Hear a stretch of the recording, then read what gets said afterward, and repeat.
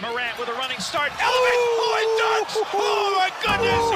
Tie game in overtime. Gasol will turn. His heat is gone. Memphis on top. 7-10 remaining. Conley now with three. Count it. A 15-point lead for Memphis. And Blake Griffin gets into it on the floor with Randolph. Hard to tell if there are any punches being thrown under there, but Griffin took acceptance. Adams going long. Morant. He hit it. Ja Morant. Insanity. You gotta be kidding me.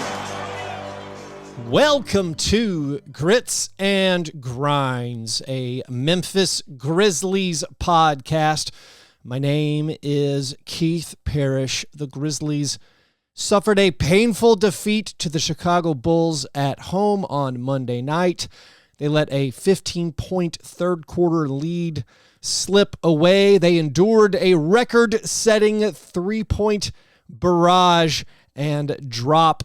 A game I will describe as a heartbreaker. The big storylines from the game: Ja Morant did not play. Also, Jaren Jackson Jr.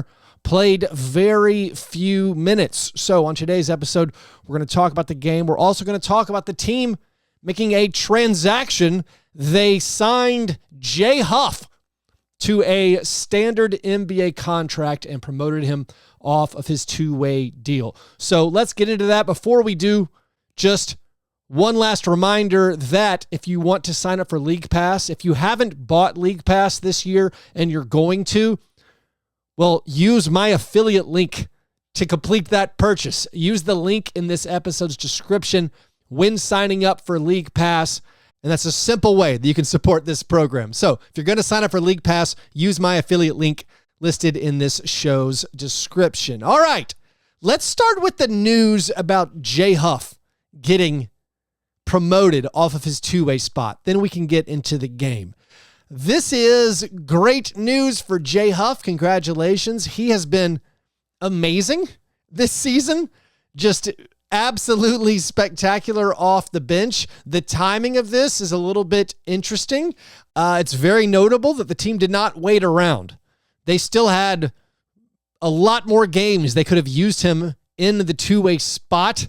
He played in every game so far. So he played in the first 3 games. He had 47 games left, but they go ahead and lock him down on one of these 4-year contracts. It's a very similar contract structure to the deal Scottie Pippen Jr. got.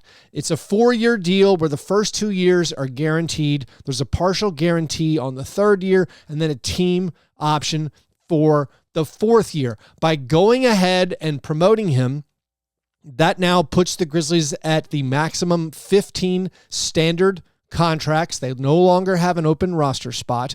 It also brings them within $2 million of the luxury tax line, so not a lot of wiggle room. The positives for going ahead and doing this: you open up an additional two-way spot. So now the team can add another player on a two-way spot, perhaps Malgina Pereira, perhaps someone else we haven't even considered. Also, they locked down Jay Huff at a very cheap salary going forward. They now have under contract for at least the next 2 seasons Vince Williams Jr., G.G. Jackson, Scottie Pippen Jr., Jay Huff, and then also the rookies Jalen Wells and Zach Edey. Those are 6 contributors, hopefully, that will be good values for the team and give them hopefully some wiggle room to make further additions to the roster. Now, by going ahead and making this deal now, I guess the downside is you lose some of your ability to maneuver in potential trades. I mean, they had the open roster spot. I think we knew they weren't going to sign a free agent. Maybe there's no one out there to get where you could sign them and still stay under the luxury tax. They weren't going to pursue a Lonnie Walker or a Markelle Fultz or something like that. They also lose the ability to take back an extra player if they do make a trade, or if they wanted to make a trade. You could have sent out John Conchar or Luke Kennard or Brandon Clark and bring back multiple players. They've lost that option. But also, what were the odds the Grizzlies were going to make a trade? Probably pretty low. The other downside you could say is, what if Jay Huff is kind of playing way above his head right now? I mean, of course, the Jay Huff stats are not sustainable for what he's doing right now. Currently, Jay Huff leads the NBA in true shooting percentage. That's among all NBA players who have attempted at least 20 field goal attempts this season. That's 199 qualifying players. Jay Huff is first in true shooting percentage. Turns out making 60% of your three-pointers is good. Now, maybe one of the reasons they went ahead and did this is they worried the value of Jay Huff was going to go up. Possibly it was. For Jay Huff, I'm a little bit surprised he took this deal.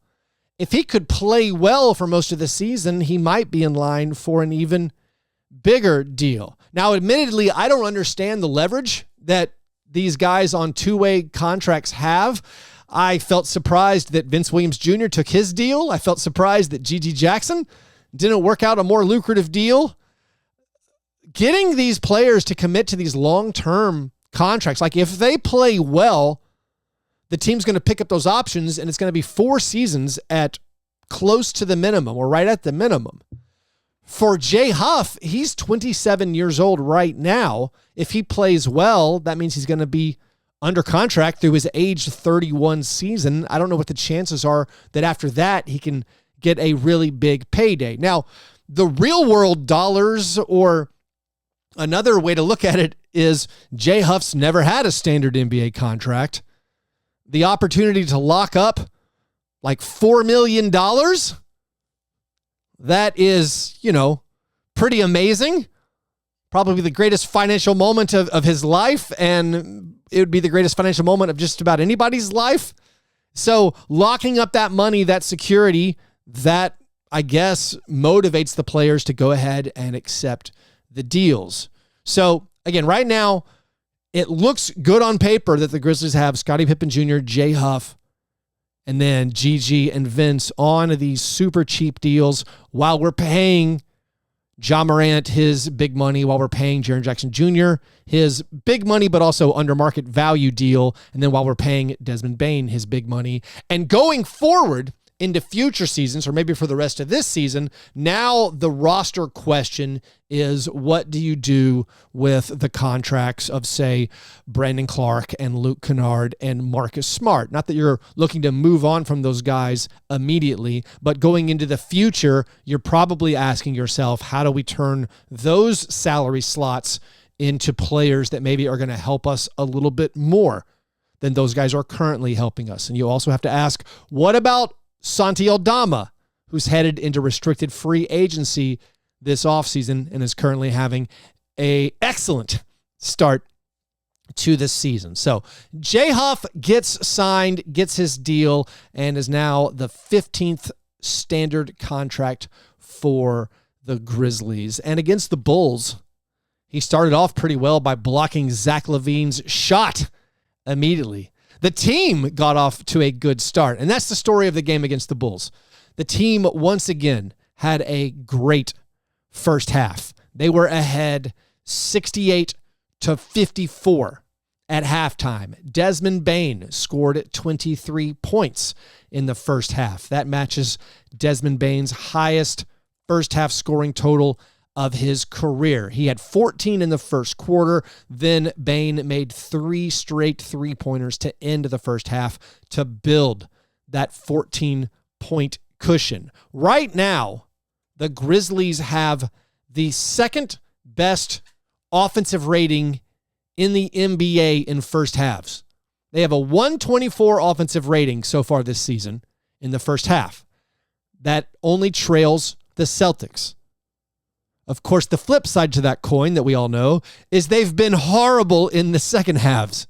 They have a 94 offensive rating, which is 28th in the NBA. Their net rating, of course, is last. They have a negative 31 net rating in the second halves. Now, beyond the Jekyll and Hyde first halves and second halves and giving up third quarter runs once again, the overarching story to this game is the question over the minutes distribution. Also, I guess you can include in that the fact that Ja Morant did not play. Ja Morant missed the game with soreness. This is the 4th game of the year. That's kind of tough. Of course, he was questionable for the game on Saturday against the Magic. He played, the Grizzlies win. Now the Grizzlies had this opportunity to get off to a very hot start on the season with this 3-game homestand, or a 4-game homestand if you include the Magic game. But they had 3 more home games this week, the Bulls, the Nets, and the Bucks. And it looked like you had the chance to build a really nice record. And this game gets away in no small part because Ja Morant was not healthy enough to play. Now we talk about the Jaren Jackson Jr. minutes. Story of the game, Jaren Jackson Jr. was dominant again. He was a monster, but he only played 24 and a half minutes. Jaren Jackson Jr. was not in foul trouble and was 6th on the team in minutes.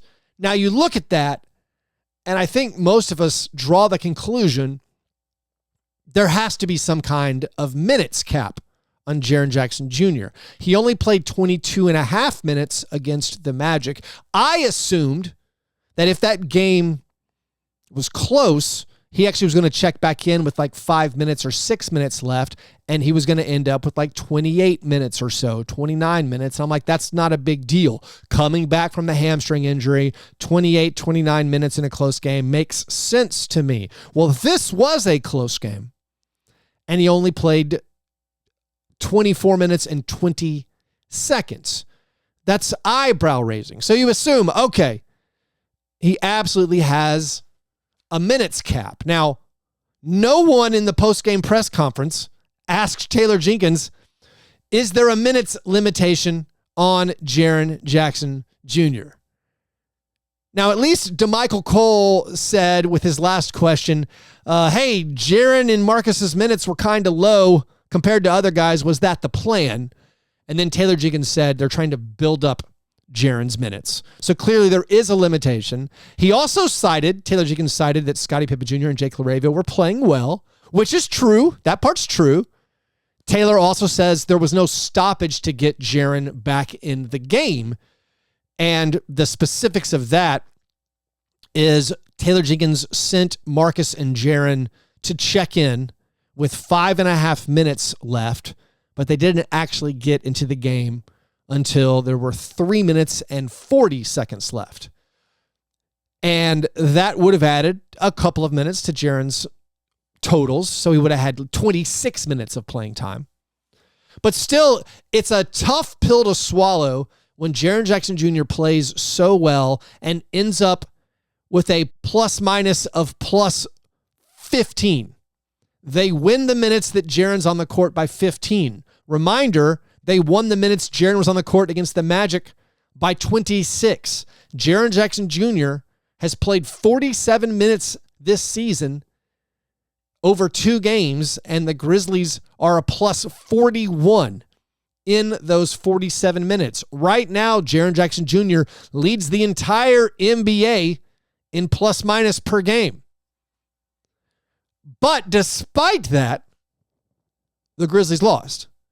And now the Grizzlies are 2-2 instead of being 3-1. And this goes back to a thing I was talking about last episode. I don't know the specific benefits of a guy playing 25 minutes against 28 minutes or 26 minutes against 30 minutes. To me, it seems marginal. Perhaps the medical staff and these NBA teams have information that says it's not marginal. The wear and tear in minutes 26, 27, 28, 29, 30, it's way worse for your body. But trading a victory for 3 minutes of Jaren Jackson Jr. rest, to me, I don't understand how that math works. I think quite clearly you win this basketball game if Jaren Jackson Jr. plays 28 minutes. Also, you squandered a great Desmond Bane game. And this part feels like last season at the beginning of the year, where you had games where Desmond Bane and Jaren Jackson Jr. were both amazing, and you still lose. The formula for the Grizzlies should be if Bane and Jaren give you good games, you should win most of them. So Jaren playing 24 minutes and 20 seconds in a game where Ja Morant was unavailable. I understand that that's very frustrating. I feel frustrated. I assume everybody else feels frustrated. Now, looking at the rest of the minutes, some stuff to talk about. Zach Edey barely played. He lost his minutes down the stretch to Jay Huff. Santi Aldama led the team in minutes again. Also, Jake LaRavia and Scottie Pippen Jr. played a ton of minutes. I know we're dealing with a 6-game and 9-day stretch, but still, like, you played with fire against the Jazz and you almost blew that game. The Jazz seemed to be horrible. You almost lost to the Jazz because you were very conservative with minutes, and now you do lose to the Bulls. You're ahead by 20 points in the first half, and you end up losing that lead, losing the game. By the way, I haven't said it yet, but the Bulls made 25 three-pointers. That's the most three-pointers any team has ever made against the Grizzlies. In the second half, the Bulls were 14 for 30 on three-pointers. Meanwhile, the Grizzlies were 4 for 17 on three-pointers in the second half. Taylor Jenkins blamed a lot of the Bulls' three-point shooting on bad defense. A lot of times we talk about three-point shooting variance, and some of that is just bad shooting luck. But the looks for the Bulls were wide open. They would penetrate. We would overhelp. They would get wide open looks. They would get offensive rebounds, second chance scoring. They would kick it back out for three-pointers. Even when the Grizzlies got a stop at the end of the game, down 3, the Bulls got the offensive rebound. We weren't able to clear the defensive glass. Taylor Jenkins said, quote, "They didn't give one lick about defense." Of course, talking about his own team. The Grizzlies allowed 73 points to the Bulls in the second half. All of that very, very far from ideal. Now, let's talk about the good stuff. I don't think we have to dwell on this frustrating moment for the Grizzlies and the weird-ish playing time. Of course, Marcus Smart didn't play that many minutes, but also Marcus Smart. Oh, man, I buried the lead. Marcus Smart tied Jared Bayless for the worst shooting performance in franchise history. I mean, that is subjective, but I'm defining the worst shooting performance in franchise history is the most attempts without any makes. Marcus Smart missed all 11 of his field goal attempts, including all 8 of his three-point attempts. Marcus Smart is now shooting 23% from the field. Of course, after only playing 4 games, if you go 0 for 11 in one of them, it's going to drag your numbers down a little bit. By the way, Marcus Smart, since joining the Grizzlies, is shooting 29.6% on his three-point attempts. Marcus Smart had a good playmaking game. 7 assists, only 1 turnover. He made defensive plays. He had 2 blocks. He had 2 steals. He's still the best point-of-attack defender on the team. He just hasn't been very good overall, I would say, and his shooting performances have been woeful. And again, that is turning out to be, I think, a pretty big roster issue. If Desmond Bane and Jaren Jackson Jr. are both excellent, meanwhile Marcus Smart is struggling out there, it really highlights some of the roster building choices that the team made. The Dillon Brooks bridge was burned, but moving on from Dillon Brooks where you got nothing and then trading Tyus Jones and 2 firsts for Marcus Smart has not been the answer through a year and a little bit on the team. Also, that reminds me, speaking of trades, another thing with the Jay Huff signing, of course, it brings you within $2 million of the luxury tax line. It fills out your full roster. I also feel like it continues to emphasize the fact that they might not use the Steven Adams trade a player exception. I think about the Dillon Brooks trade. I say that they traded him for nothing. Well, they actually got a trade a player exception that they didn't really do anything with. With the Steven Adams trade, you got some second-round picks. You use those on Jalen Wells and on salary dumping Zaire Williams. But now you have this Steven Adams trade a player exception. You still have your full MLE, but with the team right at the luxury tax, it seems like odds are they're not going to use those things. But anyways, Marcus Smart trade not turning out great so far. Let's actually take a break now, and I'll come back and talk about Desmond Bane's game some more and all the rest of the guys who played.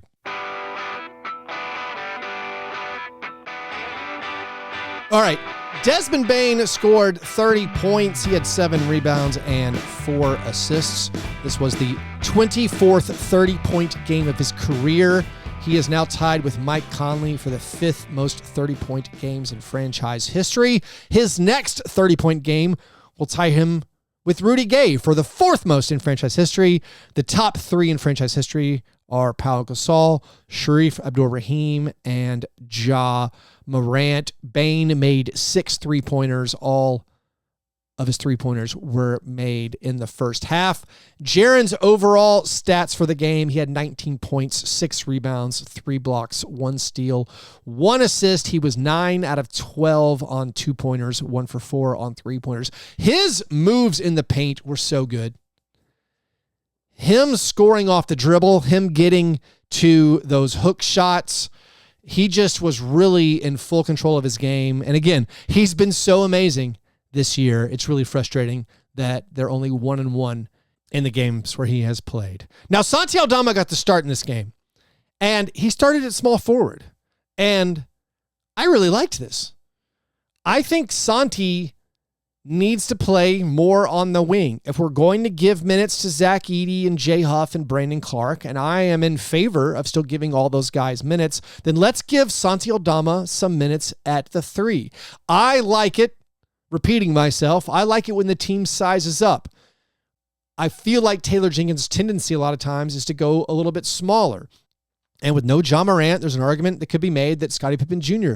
gets that starting spot. We talked about this in the preseason. I feel like when Ja Morant is out, you still leave Scottie Pippen Jr. on the bench. Desmond Bane and Marcus Smart can handle point guard duties. So I was happy to see them start Desmond Bane, Marcus Smart, then Santi, Jaren, and Zach Edey. Now, Santi finishes with an amazing stat line. He has 11 points, 13 rebounds, and 7 assists. The 7 assists ties a career high. The 13 rebounds is 1 off of his career high. He got 10 rebounds in just the first quarter. Of course, that's just a statistical aberration, but it's fun. He's the 6th player in franchise history to pick up 10 or more rebounds in the first quarter. Santi has been playing very, very well, and I liked him playing out on the wing. Now, he didn't shoot the 3-pointer as well as he had in previous games. He's 1 out of 5 on 3s, but he was 4 out of 8 on 2s, and Santi has, again, continued a very hot start to the season. It's one of the reasons why he leads the team in minutes per game. Now, Scottie Pippen Jr., off the bench, once again got a double-double. Scottie Pippen Jr., he played 31 minutes, had 14 points, 10 assists, 4 rebounds, a steal, and a block. He was last on the team in plus minus, but I don't really care. It's a difficult, noisy stat to deal with. But Scotty has played so well, and get this, consecutive point assist double-doubles off the bench. That's something Tyus Jones never did. The only other player in franchise history to have consecutive point assist double-doubles off the bench, Brevin Knight in 2002. By the way, the only other NBA player in the last 5 seasons to have consecutive point assist double-doubles off the bench is Russell Westbrook. Russell Westbrook did it in 2022. So Scottie Pippen Jr. continues playing well, and they're playing him a lot. Now, Jake LaRavia, he was 3rd on the team in minutes behind Santi Aldama and Desmond Bane. Jake had 17 points, 9 rebounds, and 5 assists. He missed his first 3 field goal attempts. He had back-to-back 3-pointers right when he checked in from the corner, and neither one went in. Maybe that is a reason why it seemed like people online were getting frustrated with him. But after that, after missing those first 3 shots, he made 7 of his final 8 field goal attempts. He was 6 out of 8 on 2-pointers, 1 out of 3 on 3-pointers. This was a really good game from Jake LaRavia. Now, I haven't rewatched this game. Maybe he was one of the guys who had really bad point of attack defense, so maybe he was making defensive errors, but also I think if he was making a lot of defensive errors, Taylor Jenkins probably wouldn't have left him out there. So I feel like there is some frustration towards Jake LaRavia. Of course, he's been up and down his entire career, but going back to the end of last season and now looking at the preseason and the start to this season, he's been really, really solid. And he's 22 years old. He's younger than Zach Edey. He's 22 years old. He's a 6'7" wing. He just posted 17 points, 9 rebounds, and 5 assists. By the way, he has more rebounds this season than Zach Edey. He has the same number of steals and blocks. Of course, he's played 50% more minutes. He's up in the 90s in minutes on the season. Edey, meanwhile, in the 60s. So Zach Edey's game, he was 3 out of 7 from the field in his 13 and a half minutes of playing time. He did not attempt a field goal in the second half. His looks in this game, he made 3 shots right at the basket where he was set up perfectly by his teammates. Santi Aldama gave him a nice assist for a layup when Santi stole a rebound from Josh Giddey. Scottie Pippen Jr. set him up for a dunk on a lob. That play is what put the Grizzlies up 46-26 in the first half. Edey missed both of his hook attempts in this game. He also took 2 3-pointers that were not particularly close. He finishes with 6 points and 5 rebounds. The rebounding issues for me are still there with Zach Edey. If other big guys are near him on the defensive glass, he does not usually come down with the ball. He is not high pointing the ball. He's not getting rebounds with his arms above his head jumping. He gets rebounds when he moves guys out of the way, which is a fine way to get rebounds, except when you're not getting the rebound. And right now, he's really not getting the rebound. Now, it wasn't as apocalyptic in his minutes as it had been in the first 3 games, but still, right now, when Zach Edey is on the court, the team is only grabbing 64% of available defensive rebounds. Now, that's up from 58% where it was after 3 games. Also, when Zach Edey's on the court, the team has a 126 defensive rating, which is horrible. A lot of that is because you're giving up second chance scoring. So far this season, and I'm not putting this all on Zach Edey, but when Zach Edey's on the court, the team has a negative 16 net rating. I'm not worried about Zach Edey developing, but I am concerned about his contributions to winning right now and in the immediate future. And you see it where Taylor Jenkins is choosing to play Jay Huff, 27-year-old guy who wasn't on an NBA contract last year. They closed the game with Jay Huff. Now, Jay Huff down the stretch, he had one play where I got really concerned, where I was like, whoa, slow down, big guy. He had a dribble move where he did a spin and tried a wild out of control reverse layup. And I was thinking, oh no, his contract has gone to his head. But he redeemed himself right after that with a clutch 3-pointer. By the way, Huff's stats for the game, 2 out of 3 on threes, has 10 points and 2 blocks in 18 minutes. The other players in this game that played were Brandon Clark and Jalen Wells. Jalen Wells set new career marks with 11 points and 6 rebounds. Also got 2 assists, a steal, and had 1 turnover. He was 1 out of 4 on his 3-pointers, but it was a nice performance, I felt like, from Jalen Wells. And Brandon Clark, the Brandon Clark conversation is tough. I can tell, just like everybody, that he's not completely himself, but I still feel like he's valuable.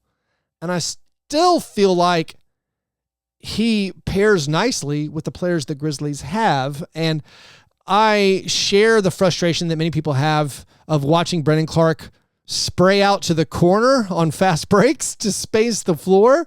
I don't really get it.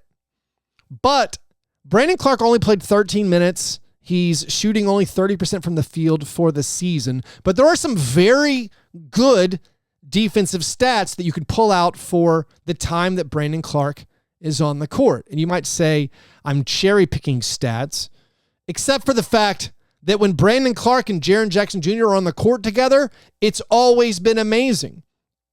And if Brandon Clark is a significant step slower right now, well, guess what? When him and Jaren are on the court this season, the Grizzlies have a 57 defensive rating, which is impossibly good. And of course, it's extremely small sample size.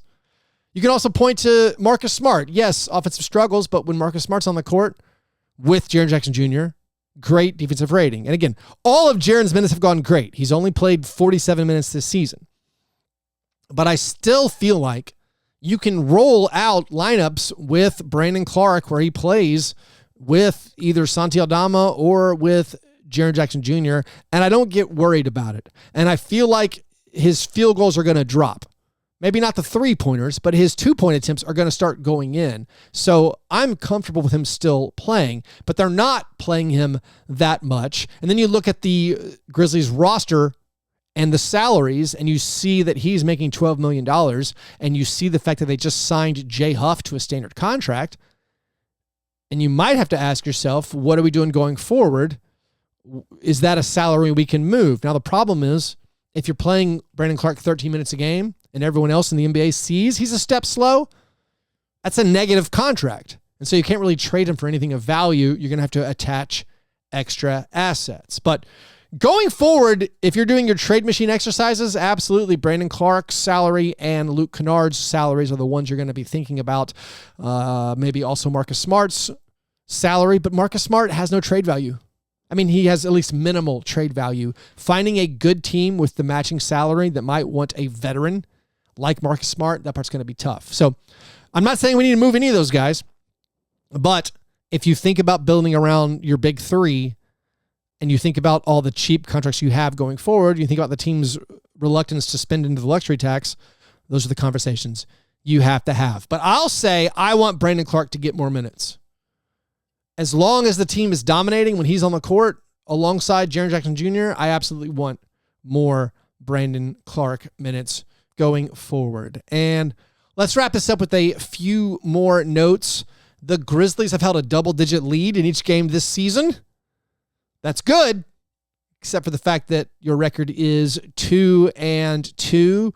Right now, the Grizzlies are first in the NBA in assists per game. They are second in pace. So those are positive numbers. They're third in points in the paint. I mean, technically pace is not a good nor bad number, but when the coach says we want to play with pace, and then you see you're second in pace, they're at least doing what the coach wants to do when they have the ball as far as pushing the basketball. They got 70 points in the paint in this game, and that raised them up to third in the NBA in points in the paint on this season. But still the struggles with defense and defensive rebounding are the reason they haven't gotten some victories. Here's a stat from friend of the show, Sean Coleman. In second halves this season, Grizzlies opponents have made 25 more three-pointers than the Grizzlies. The tally is 44 threes to 19 in the second halves so far.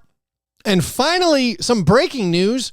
Rudy Gay has retired. Rudy Gay, fourth all-time in Grizzlies franchise history in games played, fourth in minutes played, fifth in field goals, fifth in rebounds, fourth in steals, and he last played in 2023 for the Utah Jazz. Happy retirement, Rudy Gay.